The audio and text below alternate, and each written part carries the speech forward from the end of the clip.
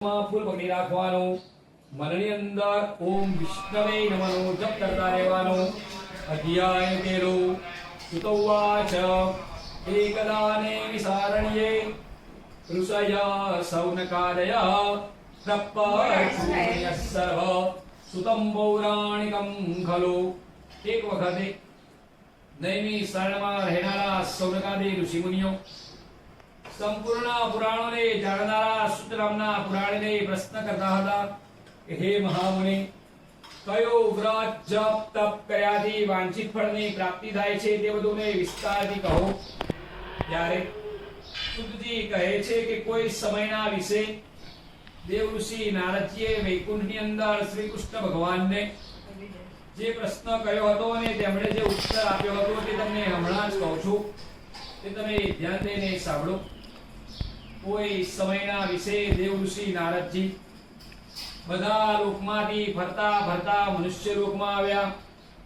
મનુષ્ય લોકમાં આવીને તેમણે જોયું તો બધા લોકો જુદી જુદી યોનિમાં ઉત્પન્ન થઈ પોતાના કર્મ થકી દુઃખો ભોગવે છે તે તેમણે જોયું।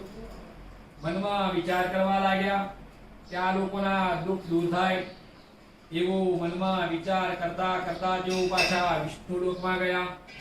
ત્યાં આગળ શુક્લ વર્ણ ચતુર્ભુજ શંખ ચક્ર ગદા પદ્મ વગેરે ધારણ કરેલા છે, તેમજ જેના પગ સુધી લટકનારી વનમાળા કંઠમાં શોભાયમાન છે એવા સર્વોત્તમ નારાયણ ભગવાનને જોયા।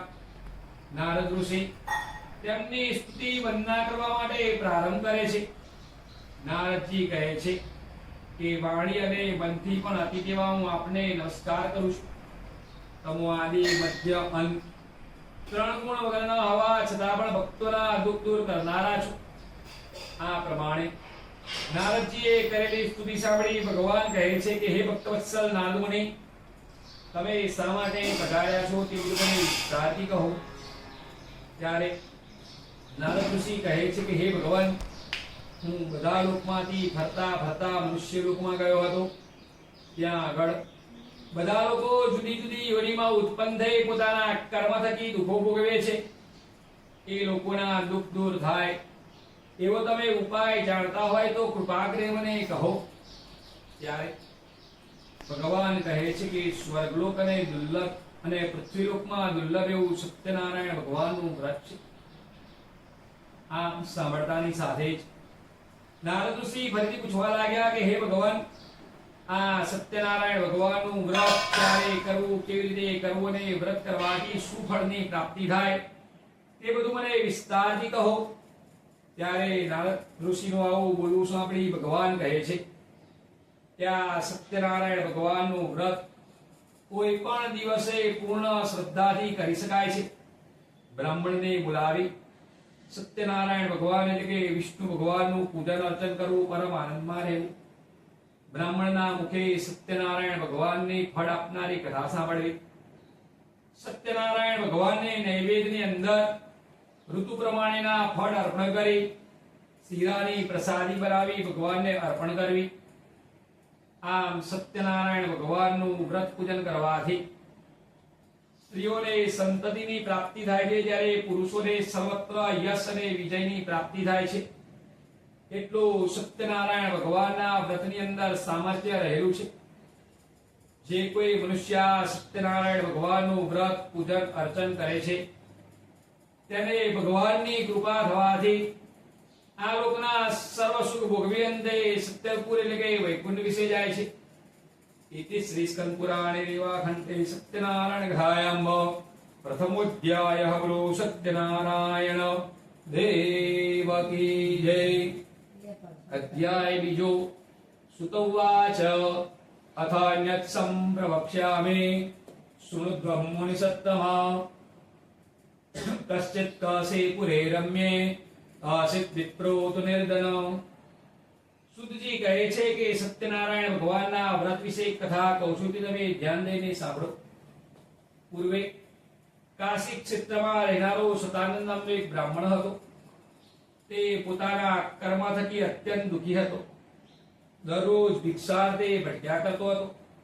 તેથી જેને બ્રાહ્મણ પ્રિય છે એવા ભગવાને દરિદ્ર બ્રાહ્મણને જોઈ પોતાનું રૂપ બદલે ગરડા બ્રાહ્મણનું રૂપ લઈ પૃથ્વી પર આવી પહોંચ્યા. પૃથ્વી પર આવી પેલા સતાનંદ નામના બ્રાહ્મણને પૂછે છે કે હે બ્રાહ્મણ શ્રેષ્ઠ, તું આ પૃથ્વી પર સાસારું ભટક્યા કરે છે, હું તારો વૃત્તાંત સાંભળવા માટેની ઈચ્છા કરું છું. ત્યારે સતાનંદ નામનો બ્રાહ્મણ કહે છે કે હું મારું તેમજ મારા પરિવારજનોનું પૂર્ણ થાય એટલા માટે પૃથ્વી પર ભટકી રહ્યો છું. મારું દુઃખ દરિદ્ર દૂર થાય એવો તમે ઉપાય જાણતા હોય તો કૃપા કરીને મને કહો. ત્યારે વૃદ્ધ સ્વરૂપે આવેલા ભગવાન કહે છે હે બ્રાહ્મણ શ્રેષ્ઠ, તું સત્યનારાયણ ભગવાનનું વ્રત પૂજન કરી ભગવાનના વ્રતનું આચરણ કર તો તારું દુઃખ દરિદ્ર દૂર થશે. આમ સત્યનારાયણ ભગવાનના વ્રતનો મહિમા જણાવી ભગવાન ત્યાંથી અંતર્ધ્યાન થઈ ગયા. પેલો વૃદ્ધ બ્રાહ્મણ પોતે સત્યનારાયણ ભગવાનનું વ્રત પૂજન હું ક્યારે કરીશ તેવી તેના મનમાં ઉત્કંઠા ઉત્પન્ન થાય છે. તે બ્રાહ્મણને આખી રાત્રિ નિંદ્રા આવતી નથી. બીજા દિવસે સૂર્યોદય થતાની સાથે જ તે બ્રાહ્મણ પોતાનું નિત્ય કર્મ બતાવી રોજના નિયમ મુજબ ભિક્ષા માંગવા માટે જાય છે. ભિક્ષા માંગવા જતી સમયે મનમાં નક્કી કરે છે કે આજે મને ભિક્ષામાં જે કંઈ દ્રવ્ય મળશે તે હું બીજા કારણે ન ખર્ચતા સત્યનારાયણ ભગવાનનું ઉત્તમ વ્રત કરીશ. આવો મનમાં સંકલ્પ કરે છે અને રોજના નિયમ મુજબ ભિક્ષા માંગવા માટે જાય છે. મનમાં શુભ સંકલ્પ થયો હોવાથી બન્યું એવું કે જ્યાં આગળ ભિક્ષા માંગવા જાય છે ત્યાં આગળ તેને દરરોજના કરતા વધારે દ્રવ્ય ભિક્ષાની અંદર પ્રાપ્ત થાય છે. વધારે દ્રવ્ય મળતા જ તે બ્રાહ્મણ આનંદિત થાય છે અને ઘરે આવી પેલા બ્રાહ્મણે કહ્યું હતું તે પ્રમાણે સત્યનારાયણ ભગવાનનું વ્રત પૂજન કરે છે. સત્યનારાયણ ભગવાનનું વ્રત પૂજન કર્યાથી તે બ્રાહ્મણ થોડાક જ સમયમાં દરિદ્રતામાંથી મુક્ત બની અગણિત સંપત્તિનો માલિક બને છે અને આ લોકના સર્વ સુખ ભોગવી અંતે સત્ય એટલે કે વૈકુંઠ વિશે જાય છે. સુતજી કહે છે કે બ્રાહ્મણે સત્યનારાયણ ભગવાનનું વ્રત પૂજન કર્યાથી સુખ અને સમૃદ્ધિ પ્રાપ્ત કરી આ લોકના સર્વ સુખ ભોગવી અંતે વૈકુંઠ વિશે જાય છે. હવે તમે શું સાંભળવાની ઈચ્છા રાખો છો? ત્યારે ત્યાં બેઠેલા સૌનકાદી ઋષિઓ ફરીથી પૂછવા લાગ્યા કે હે ભગવાન, અમને સત્યનારાયણ ભગવાનના વ્રત વિશે વધારે શ્રદ્ધા ઉત્પન્ન થઈ છે. અમને જણાવો કે બ્રાહ્મણના મુખ્ય સત્યનારાયણ ભગવાનનું વ્રત કોણે સાંભળ્યું, કોણે કર્યું તે બધું અમને જાણવાની ઈચ્છા છે. ત્યારે સુતજી કહે છે કે કોઈ સમયના વિશે તે બ્રાહ્મણ સત્યનારાયણ ભગવાનનું વ્રત પૂજન કરતો હોય છે ત્યારે તે સમયે કઠિયારો ત્યાં આવી પહોંચે છે. ભૂખ્યો અને તરસ્યો હોવા છતાં પણ લાકડાનો ભારો માથા ઉપરથી નીચે ઉતારી બ્રાહ્મણના ઘરમાં જે પૂજન થતું હતું તે તેણે જોયું. દૂરથી નમસ્કાર કર્યા. થોડીક વાર બાદ સત્યનારાયણ ભગવાનના વ્રતની સમાપ્તિ પછી પૂછવા લાગ્યો હે બ્રાહ્મણ શ્રેષ્ઠ, આપ અહીં શું કરી રહ્યા છો? ત્યારે બ્રાહ્મણ કહે છે કે હું સત્યનારાયણ ભગવાનનું વ્રત પૂજન કરું છું, જે કર્યાથી મારું દુઃખ દરિદ્ર દૂર થયું છે. આમ સાંભળતાની સાથે જ કઠિયારો પણ બ્રાહ્મણ પાસેથી સત્યનારાયણ ભગવાનના વ્રતનો મહિમા જાણે છે અને પ્રસાદી લઈ પોતાના ઘરે આવે છે. બીજા દિવસે લાકડા વેચવા જતી સમયે કઠિયારો મનમાં નક્કી કરે છે કે આજે મને લાકડાના ભારાની જે કઈ કિંમત મળશે તે હું બીજા કારણે ન ખર્ચતા સત્યનારાયણ ભગવાનનું ઉત્તમ વ્રત કરીશ. આવો મનોમન સંકલ્પ કરે છે અને રોજના નિયમ મુજબ લાકડાનો ભારો માથે મૂકી નગર તરફ ચાલવા લાગ્યો. ભગવાનની કૃપાથી બન્યું એવું કે જ્યાં આગળ શેઠ સાવકાર લોકો રહેતા હતા તેમને જરૂરિયાત હોવાથી દરરોજના કરતા બમણી કિંમત આપી લાકડાનો ભારો ખરીદી લીધો. લાકડાના ભારાની બમણી કિંમત મળતા જ તે આનંદિત થયો. તેણે સત્યનારાયણ ભગવાનના વ્રત પૂજાની સામગ્રી લાવી પેલા બ્રાહ્મણને બોલાવી સત્યનારાયણ ભગવાનનું વ્રત પૂજન કર્યું. ભગવાનનું વ્રત પૂજન કરવાથી એક અઠિયારો આ લોકના સર્વ સુખ ભોગવી અંતે સત્યપુરી એટલે કે વૈકુંઠ વિષય ગયો. ઇતિ શ્રી સ્કંદ પુરાણે સેવાખંડે સત્યનારાયણ કથાયામ દ્વિતીયો અધ્યાય બોલો સત્યનારાયણ દેવ કી જય. અધ્યાય ત્રીજો. સુત ઉવાચ અથાન્યત સંપ્રવક્ષ્યામિ શૃણુध्वं મુનિસત્તમ. પુરા ચ ઉલ્કામુખો નામ નૃપ અસિન્મહીપતે. સુતજી કહે છે કે સત્યનારાયણ ભગવાન વિશે બીજી કથા કહું છું, તે તમે ધ્યાનથી સાંભળો. પૂર્વે ઉલ્કામુખ નામનો રાજા હતો. તે રાજા જીતેન્દ્રિય અને સત્યવાદી હતો. દરરોજ દેવ મંદિરે જઈ ભગવાનની પૂજા કરી બ્રાહ્મણોને સંતોષિત કરતો હતો. તે રાજાની પત્ની પ્રમુગ્ધા પણ ઘણી સારા સ્વભાવની કમલમુખી સુંદર સતી હતી. એક દિવસે તે પોતાના સ્વામીની સાથે ભદ્રશિલા નદીના તીર ઉપર સત્યનારાયણ ભગવાનનું વ્રત પૂજન કરતી હતી. તે સમયે ત્યાં આગળ એક સાધુ વેપારી આવી પહોંચ્યો. રાજા રાણી વ્રત કરતા હતા તે તેણે જોયું, દૂરથી નમસ્કાર કર્યા. થોડીક વાર બાદ રાજા રાણીના વ્રતની સમાપ્તિ પછી સાધુ વાણીઓ નમસ્કાર કરીને પૂછે છે કે હે રાજન, આપ અહીં ભક્તિયુક્ત રીતે શું કરી રહ્યા છો તે બધું મને વિસ્તારથી કહો. ત્યારે રાજા રાણી કહે છે કે જેના મહિમાનો પાર ના આવે એવા અપરંપાર સત્યનારાયણ ભગવાનનું અમે પૂજન કરીએ છીએ અને જે કર્યાથી અમને સંતતિ અને સંપત્તિની પ્રાપ્તિ થઈ છે. આમ સાંભળતાની સાથે જ સાધુ વાણીઓ પણ કહે છે કે મને પણ સત્યનારાયણ ભગવાનના વ્રતનો મહિમા જણાવો, કારણ મારા ઘરે પણ સંતતિ નથી, તો આપના કયા મુજબ હું સત્યનારાયણ ભગવાનનું વ્રત કરીશ. સાધુ વાણીઓ રાજા રાણી પાસેથી સત્યનારાયણ ભગવાનના વ્રતનો મહિમા જાણી પોતાના નગરમાં પરત ફરે છે. ઘરે આવી પત્ની લીલાવતીને કહે છે કે હે લીલાવતી સ્ત્રી, આપણા ઘરે જ્યારે પણ સંતતિ થશે ત્યારે આપણે સત્યનારાયણ ભગવાનનું ઉત્તમ વ્રત કરીશું. આવો મનોમન સંકલ્પ કરે છે. ધર્મ પ્રમાણે ચાલનારી લીલાવતી સ્ત્રી એક દિવસે ઋતુકાળે થયેલી ગર્ભવતી થઈ. તેને 10મે મહિને કન્યારત્ન પ્રાપ્ત થયું. જેમ ચંદ્રમા શુદ્ધ પખવાડિયામાં દિવસે દિવસે મોટા થતા જાય છે તેમ તે મોટી થવા લાગી. તેથી તેનું નામ કલાવતી એવું ધારણ કરવામાં આવ્યું. એક દિવસે લીલાવતી સ્ત્રી પોતાના સ્વામીને મધુર વચનથી કહે છે કે હે સ્વામીનાથ, તમે માનેલો સત્યનારાયણ ભગવાનનું વ્રત પૂજન શા માટે કરતા નથી? ત્યારે સાધુ વાણીઓ કહે છે કે આપણે કન્યા કલાવતીના લગ્ન સમયે સત્યનારાયણ ભગવાનનું વ્રત પૂજન અર્ચન કરીશું.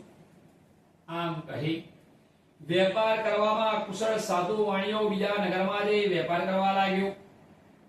વર્ષો વીતતાની સાથે જ વણિકપુત્ર જ્યારે પોતાના નગરમાં પરત ફરે છે ત્યારે પોતાની કન્યા કલાવતી પરણવા યોગ્ય થયેલી જોઈ મુનિને બોલાવીને કહ્યું કે જાઓ, આપણી કન્યા કલાવતી માટે યોગ્ય અને ઉત્તમ વર શોધી લાવો. આજ્ઞા થતાં જ મુનિ કાંચન નામના નગરમાં ગયા. ત્યાંથી એક સુંદર રૂપવાન ગુણવાન મણિપુત્રને લઈ આવ્યા.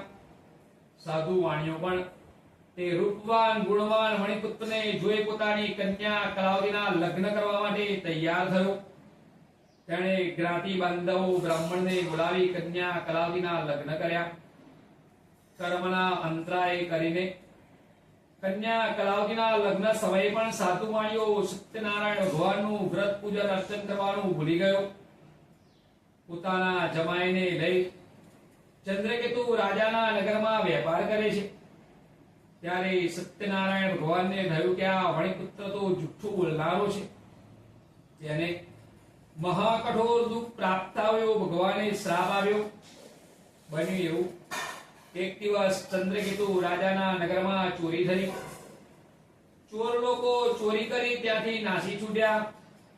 પાછળ દોડતા આવેલા સિપાહીઓને જોઈ ભયભીત થયેલા ચોર લોકોએ જ્યાં શસ્ત્રો અને જમાઈ સૂતા હતા ત્યાં આગળ રાજાનું ચોરાયેલું ધન નાખી દીધું અને ત્યાંથી નાસી છૂટ્યા.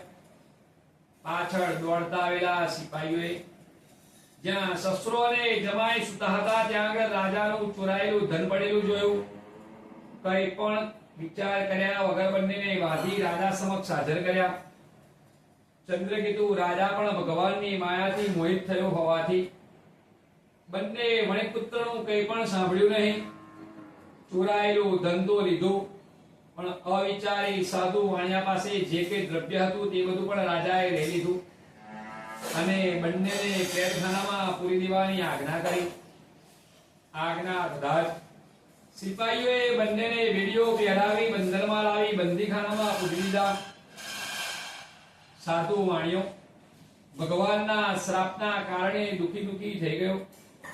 તેણે પોતાના નગરમાં પણ જે કંઈ દ્રવ્ય મૂક્યું હતું તે બધું પણ ચોર લોકો લૂંટી ગયા.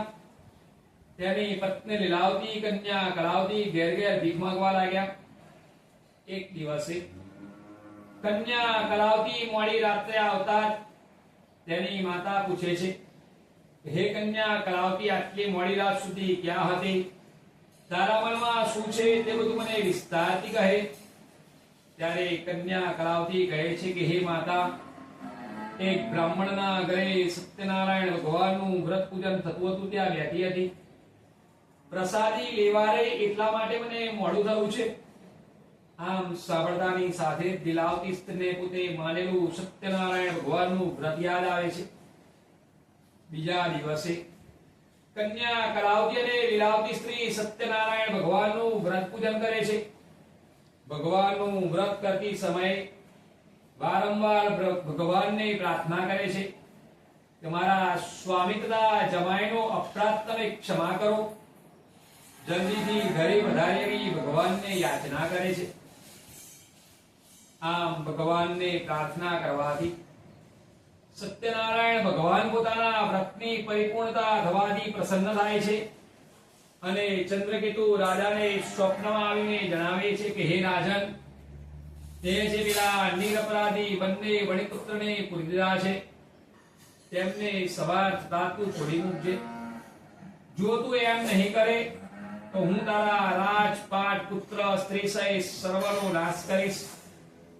આમ સ્વપ્નમાં જણાવી ભગવાન અદ્રશ્ય થઈ ગયા.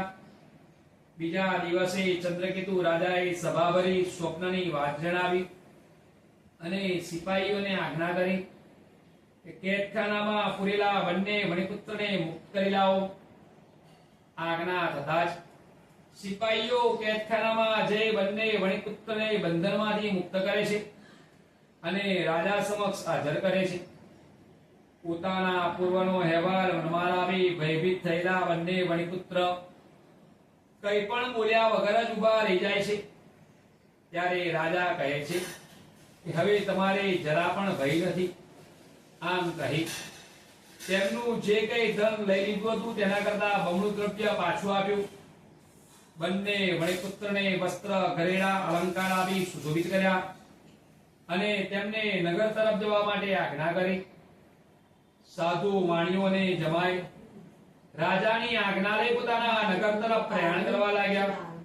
ઇતિ શ્રી સ્કંદ પુરાણે રેવાખંડે સત્યનારાયણ ગાયમ તૃતીય અધ્યાય ગૃહ સત્યનારાયણ દેવ કી જય. અધ્યાય ચોથો. સુતૌવાચ યાત્રા તુ કૃતવાન સાધુ મંગલાચાર પરમિકામ બ્રાહ્મણેભ્યો ઉદરં દત્વા તદા તુ નગરમ યયો. સુતજી કહે છે કે સાધુ વાણિયો રાજા પાસેથી મળેલા ધનમાંથી થોડુંક દાન ધર્મ કરે છે અને પોતાના નગર તરફ પ્રયાણ કરે છે. દરિયામાં અધવચ્ચે જઈ પોતાનું નિત્યકર્મ કરવા માટે સાધુ વાણિયો પોતાનું વાહન એક દરિયા કિનારે લંગાર કરે છે. સાધુ વાણિયો નિત્યકર્મ કરતો હોય છે ત્યારે ભગવાનને થયું કે લાવ વણિકપુત્રના મનમાં શું છે તે બધું જાણું. ભગવાન પોતાનું રૂપ બદલે સંન્યાસીનું રૂપ લઈ પૃથ્વી પર આવી પહોંચ્યા. જ્યાં સાધુ વાણિયો નિત્યકર્મ કરી રહ્યો છે ત્યાં આગળ આવીને પૂછવા લાગ્યા કે હે વણિકપુત્ર, તારા વહાણમાં શું છે? ત્યારે મદથી છકેલો વાણિયાનો પુત્ર પહેલા તો ભગવાનની મસ્કરી કરે છે અને કહે છે, હે સંન્યાસી બાવા, તમે અમારું દ્રવ્ય લઈ લેવા ઈચ્છો છો કે શું? પરંતુ અમારા વહાણમાં તો વેલા તથા પાંદડા વગેરે ભરેલા છે. આમ સાધુ વાણિયો પોતાના વહાણમાં ધન વગેરે ભરેલું હોવા છતાં પણ કપટભાવથી ખોટું બોલ્યો. ત્યારે સંન્યાસી સ્વરૂપે આવેલા ભગવાન કહે છે કે તારું વચન સત્ય હજુ. આમ કહી સંન્યાસી સ્વરૂપે આવેલા ભગવાન થોડેક દૂર જઈ ઉભા રહી ગયા. સાધુ વાણિયો સંન્યાસી બાવો ગયો છે તેમ જાણી પોતાનું નિત્ય કર્મ પતાવવા લાગ્યો. નિત્ય કર્મ પતાવીને જોઈએ છે તો પોતાનું વહાણ દરિયામાં પાણી પર તરતું જોયું. આમ જોતા તે આશ્ચર્ય પામ્યો. વહાણમાં જઈને જોઈએ છે તો સાચે જ પોતાના બોલ્યા પ્રમાણે ધનની જગ્યાએ વેલા તથા પાંદડા વગેરે ભરેલા જોયા. આમ જોતાની સાથે જ સાધુ વાણીઓ મૂર્છિત થઈ ભોય ઉપર ઢળી પડે છે. થોડીક વાર બાદ શુદ્ધિમાં આવતા તેના જમાઈ કહે છે કે તમે શા માટે શોક કરો છો? તમને હમણાં જ આવેલા પેલા સંન્યાસીએ શ્રાપ આપ્યો છે અને તેમના બોલવાથી આ બધું થયું છે. આપણે તેમના શરણે જઈએ. સાધુ વાણીઓને જમાઈ દૂર ઉભા રહેલા સંન્યાસી પાસે જઈ વારે ઘડીએ દંડવત નમસ્કાર કરે છે. ત્યારે સંન્યાસી સ્વરૂપે આવેલા ભગવાન કહે છે, હે વણિકપુત્ર, તું રડીશ નહીં. તુમારી પૂજાથી બહિર્મુખ થયો છે. તને મારા કારણે જ ઘણા બધા દુઃખો ભોગવવા પડ્યા છે. આવું સંન્યાસીનું બોલવું સાંભળી સાધુ વાણીઓ કહે છે કે તમને બ્રહ્માદિ દેવો પણ ઓળખી શકતા નથી. જ્યારે હું તો એક પામર માણસ છું. મારું તમારું વગેરેની માયાઓમાં રચનારો છું. મારા વહાણમાં ધન વગેરે ભરેલું હોવા છતાં પણ કપટભાવથી ખોટું બોલ્યો તો મારો અપરાધ તમે ક્ષમા કરો. આમ વારંવાર ભગવાનને પ્રાર્થના કરે છે. ત્યારે સંન્યાસી સ્વરૂપે આવેલા ભગવાન પ્રસન્ન થઈ સાધુ વાણિયાને મનવાંછિત વરદાન આપી ભગવાન ત્યાંથી અંતર્ધ્યાન થઈ જાય છે. સાધુ વાણીઓ પાછો આવીને જુએ છે તો પોતાનું વહાણ પ્રથમ પ્રમાણે ધનથી ભરેલું જોયું. આમ જોતાની સાથે જ તેણે સત્યનારાયણ ભગવાનનો જયનાદ કર્યો. ફરીથી પોતાનું વહાણ તૈયાર કરી પોતાના નગર તરફ પ્રયાણ કરવા લાગ્યો. દિવસો વીતતાની સાથે જ પોતાની રત્નપુરી નગરી નજીક આવતા સાધુ વાણીઓ જમાઈને કહે છે કે જુઓ જમાઈરાજ, આપણી રત્નપુરી નગરી દેખાય છે. આમ કહી ધનનું રક્ષણ કરનાર સિપાહીમાંથી એક સિપાહીને પોતાના આવ્યાનું વર્તમાન કહેવા માટે ઘરે મોકલે છે. સિપાહી જ્યારે ઘરે જાય છે તે સમયે સાધુ વાણિયાની પત્ની લીલાવતી કન્યા કલાવતી સત્યનારાયણ ભગવાનનું વ્રત કરતા હોય છે. સિપાહીએ નમસ્કાર કરીને કહ્યું કે આપના સ્વામી તથા જમાઈ ઘણું બધું ધન કમાઈને નગરની સમીપ આવી પહોંચ્યા છે. આમ સાંભળતાની સાથે જ લીલાવતી સ્ત્રી કન્યા કલાવતીને કહે છે કે હે કન્યા કલાવતી, તું સત્યનારાયણ ભગવાનના વ્રતની સમાપ્તિ કરી તારા સ્વામીને મળવા માટે આવ.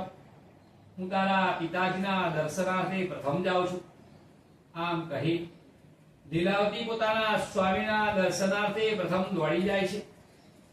થોડીક વાર બાદ કન્યા કલાવતી પણ સત્યનારાયણ ભગવાનના વ્રતની સમાપ્તિ તો કરે છે, પણ સ્વામીને મળવા માટે ઉતાવળી થયેલી સત્યનારાયણ ભગવાનના પ્રસાદીનો અનાદર કરી પોતાના સ્વામીને મળવા માટે દોડી જાય છે. આ કારણે સત્યનારાયણ ભગવાન પ્રસાદીનો અનાદર થવાથી વહાણ તથા તેના સ્વામીને ભગવાન દરિયામાં અદ્રશ્ય કરી દે છે. ઉતાવળે આવેલી કન્યા કલાવતી પોતાના સ્વામીને ન નિહાળતા એકાએક શોક કરતી ભોય ઉપર ઢળી પડે છે. સાધુ વાણીઓ પણ વિચારમાં પડી જાય છે કે આમ એકાએક જમાઈ તથા વહાણ દરિયામાં અદ્રશ્ય કેવી રીતે થઈ ગયા. થોડીક વાર બાદ કન્યા કલાવતી શુદ્ધિમાં આવતા જ પોતાનો સ્વામી મૃત્યુ પામ્યો છે તેમ જાણી માતા લીલાવતીના ખોળામાં માથું મૂકી ભારે રુદન કરે છે. પોતાનો સ્વામી મૃત્યુ પામ્યો છે તેમ જાણી તેની પાછળ સતી થવા માટે તૈયાર થાય છે. ત્યારે સાધુ વાણીઓ મનમાં નક્કી કરે છે કે ચોક્કસ આ બધું મારું સત્યનારાયણ ભગવાને હરણ કરી લીધું છે, માટે જે ભગવાનનું વ્રત પૂજન અર્ચન હું જાણતો નથી તે મારી શક્તિ ભક્તિ પ્રમાણે સત્યનારાયણ ભગવાનનું વ્રત કરીશ. સાધુ વાણીઓ આમ વારંવાર પોતાના મનનો સંકલ્પ રજૂ કરે છે. ત્યારે દીનજનોને પાળનારા સત્યનારાયણ ભગવાન પ્રસન્ન થાય છે. આકાશમાંથી વાણી સંભળાય છે કે હે વણિપુત્ર, તારી કન્યા કલાવતી મારા વ્રતની સમાપ્તિ તો કરી, પણ પ્રસાદીનો અનાદર કરી તેના સ્વામીને મળવા માટે દોડી આવી છે. આ કારણે મેં તેના સ્વામીને વહાણ સાથે દરિયામાં અદૃશ્ય કરી દીધો છે. જો એ ઘરે જઈ પ્રસાદી લઈ પાછી આવશે તો તેના સ્વામીને અવશ્ય નિહાળશે, તો એમાં લગાડી પણ સંદેહ માનીશ નહીં. આમ આકાશમાંની વાણી સાંભળતા જ કન્યા કલાવતી જલ્દીથી ઘરે જાય છે. પ્રસાદી લઈ પાછી આવીને જુએ છે તો પોતાના સ્વામીને નિહાળે છે. કન્યા કલાવતી પિતાજીને કહે છે કે હે દાસશ્રી, શા માટે વિલંબ કરો છો? જલ્દીથી ઘરે વધારો. સાધુ વાણીઓ પણ પોતાના સંકલ્પ પ્રમાણે ત્યાં આગળ ભગવાનનું પૂજન કરી પોતાના ઘરે જાય છે. દરેક પર્ણવી તેમાં સૂર્ય સંક્રાંતિના દિવસે તે સત્યનારાયણ ભગવાનનું વ્રત કરે છે. વ્રત કરવાથી સાધુ વાણીઓ આલોકના સર્વ સુખ ભોગવી અંતે સત્યપુરી એટલે કે વૈકુંઠ વિશે જાય છે. इति श्री स्कंद पुराण रेवाखंडे सत्यनारायण कथायां चतुर्थोऽध्यायः बोलो सत्यनारायण देव की जय. अध्याय पांचमो सुत उवाच अथान्यत् संप्रवक्ष्यामि शृणुध्वं मुनिसत्तमा असितुंगध्वजो राजा प्रजापालन तत्पर. શુદ્ધજી કહે છે કે સત્યનારાયણ ભગવાન વિશે બીજી કથા કહું છું, તમે ધ્યાન દઈને સાંભળો. પૂર્વે તુંગધ્વજ નામનો રાજા હતો. તે રાજા જીતેન્દ્રિય અને સત્યવાદી હતો. પ્રજાનું પાલન કરવા માટે તે હંમેશા તત્પર રહેતો હતો. એક દિવસ તે રાજા વનમાં શિકાર કરવા માટે ગયો. શિકાર કરતા કરતા થાક્યો હોવાથી એક વડના ઝાડ નજીક બેઠો. ત્યાં આગળ ગોપગણ એટલે ગોવાળિયાઓ શ્રી સત્યનારાયણ ભગવાનનું વ્રત કરતા હતા તે તેણે જોયું. તેમ છતાં પણ તેણે દૂરથી નમસ્કાર કર્યા નહીં. થોડીક વાર બાદ ગોવાળિયાઓએ સત્યનારાયણ ભગવાનના વ્રતની સમાપ્તિ કરી. તે રાજા પાસે ભગવાનની પ્રસાદી મૂકી. અણિગમ રાજાએ સત્યનારાયણ ભગવાનના વ્રતની પ્રસાદી પણ ન લેતા ત્યાંની ત્યાં જ રહેવા દીધી. આ કારણે સત્યનારાયણ ભગવાન કોપાયમાન થયા. પ્રસાદીનો અનાદર કરવાથી ભગવાને તે રાજાનું સર્વસ્વ હરણ કરી લીધું. તે રાજા દુખી થઈ ગયો. મનમાં વિચારે છે કે ચોક્કસ આ બધું મારું સત્યનારાયણ ભગવાને હરણ કરી લીધું છે, માટે જે સત્યનારાયણ ભગવાનનું વ્રત પૂજન અર્ચન હું જાણતો નથી તે મારી શક્તિ ભક્તિ પ્રમાણે ભગવાનનું વ્રત કરીશ. જ્યાં ભગવાનનું વ્રત થતું હોય ત્યાં હું જઈશ, આવો મનમાં સંકલ્પ કરે છે. એક દિવસ તે રાજા ફરીથી ગોપગણ એટલે ગોવાળિયાઓ પાસે આવી સત્યનારાયણ ભગવાનનું વ્રત કરવા લાગ્યો. સત્યનારાયણ ભગવાનનું વ્રત પૂજન કરવાથી તે રાજા ફરીથી ધનવાન તથા પુત્રવાન થઈ આ લોકના સર્વ સુખ ભોગવે અંતે સત્યપુરી એટલે કે વૈકુંઠ વિશે ગયો. સુતજી કહે છે કે જે કોઈ મનુષ્ય સત્યનારાયણ ભગવાનનું વ્રત પૂજન અર્ચન કરે છે તેમાં શ્રદ્ધા ભક્તિ ભાવપૂર્વક સત્યનારાયણ ભગવાનની ફળ આપનારી કથા સાંભળે છે. તેને સત્યનારાયણ ભગવાનની પ્રસાદીથી બંધનમાં પડેલો હોય તો તે બંધનમાંથી મુક્ત બને છે. ભય પામ્યો હોય તો તે ભયમાંથી મુક્ત બને છે. દરિદ્ર હોય તો તે અગણિત સંપત્તિનો માલિક બને છે. એટલું સત્યનારાયણ ભગવાનના વ્રતની અંદર સામર્થ્ય રહેલું છે. આ સત્યનારાયણ ભગવાનને કોઈ કેટલા કાલ કહે છે, કોઈ ઈશ્વર કહે છે, કોઈ સત્યદેવ કહે છે. ભગવાન નારાયણ પોતાના જુદા જુદા નામ સ્વરૂપો ધારણ કરી ભક્તની મનવાંછિત ઈચ્છાઓ પૂર્ણ કરે છે. ખાસ કરીને કળિયુગની અંદર આ સત્યનારાયણ ભગવાનનું વ્રત પ્રત્યક્ષ ફળ આપનારું છે, એમાં લગારે પણ સંદેહ નથી. इति श्री स्कंद पुराणे देवाखंडे सत्यनारायण ग्रहायाम पंचमोऽध्यायः गुरु सत्यनारायण देव की जय. यस्य स्मरणमात्रेण जन्म संसार बंधनात् विमुच्यते नमस्तस्मै विष्णवे प्रभ विष्णवे पापः महाविष्णवे नमः.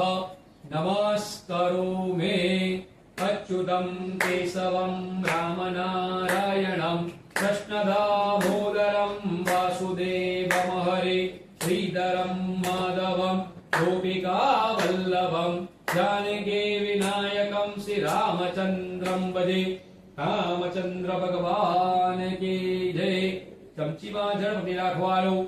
પૂર્વ કૃત સંકલ્પ અનુસારેણ આવાહિત સૌ દેવતાનામ એક તંત્રેણ એક મંત્રેણ ઉત્તર પૂજન થાળીમાં જળ મૂકી દો. અહમ કરીશે એટલો પ્રસાદ લાવી દો. પીપર જેવું કશું કાગળ કે રૂમાલ તમે દેશે રોટી દે ઉપર એટલે નાખો બહુ ધોતો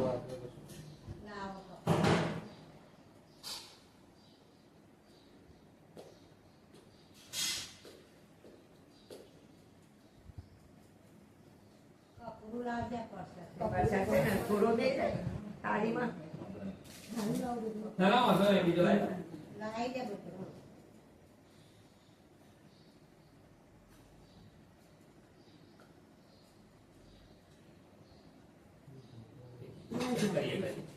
બધું. સિમ્પલ લાય હા ને એ લાવ દેતી અને એક ગ્લાસમાં ચોખ્ખું પાણી લાવજો.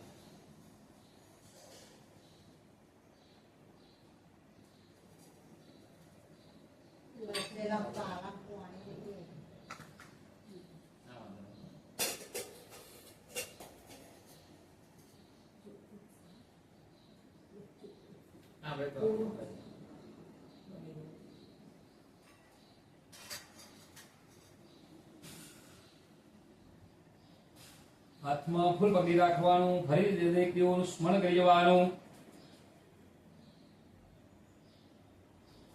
ગજાનનમ ભૂતગણાધિસેવિતમ કપિત્તજંબો ફલચારુભક્ષણમ ઉમાસુતં શોકવિનાશકારકમ નમામિ વિઘ્નેશ્વરપાદમંગલમ. વિષ્ણુ ભગવાનનું સ્મરણ કરી જવાનું. ફરી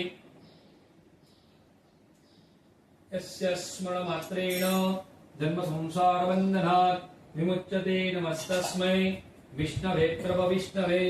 ओम भूर्भुवस्व आवाहिता सर्वसाधु मंडल देवताभ्यो नमः.